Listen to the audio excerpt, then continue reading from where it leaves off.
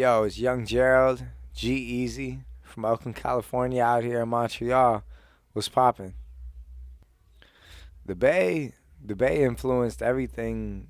You know what I mean? From when I was first starting to make music, that was everything I wanted to do. Was inspired by the local scene going on. You know, from Keek the Sneak to the OGs like E-40 and Mac Dre, to the peers I had like the Pack that was doing it when I was in high school, first starting to rap and make beats.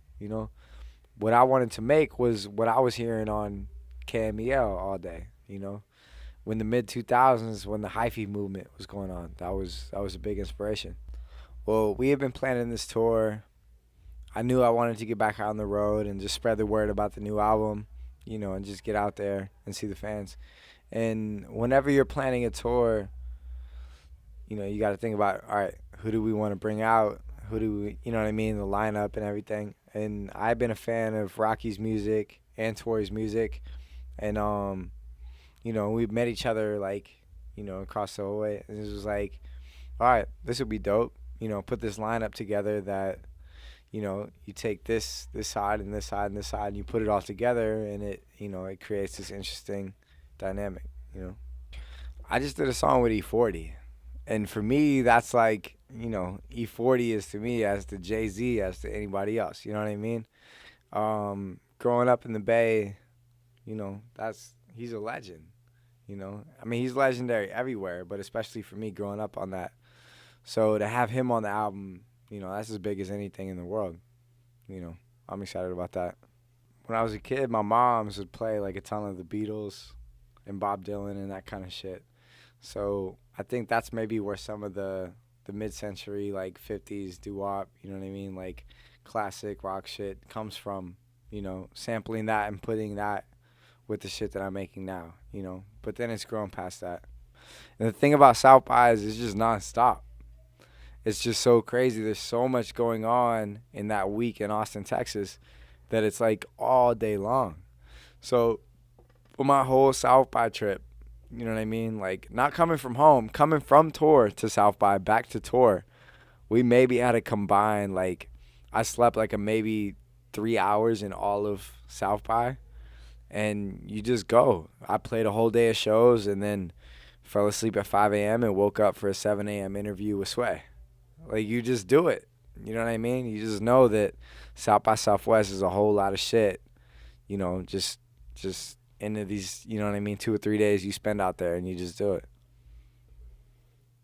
Probably my biggest moment on stage would be like when I played the Fillmore on this tour.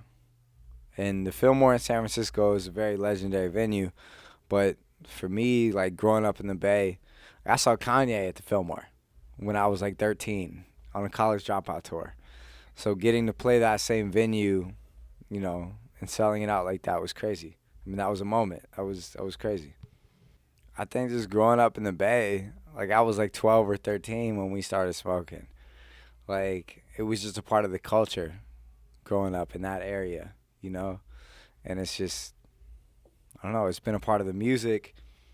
I think that comes through via my personality, via my character, from growing up there and all that. Just look out for that new album. These things happen. We just finished it up, so I'm really excited about that. We're out here. We're trying to take over the world. It is what it is. You can find all my socials at G_EAZY and just Google G-Eazy. Yup. Shouts out to HotNewHipHop. It's Young Gerald, G-Eazy, out here in Montreal. Montreal. We got London on the track. I'm a 30 man, girl, clap that ass.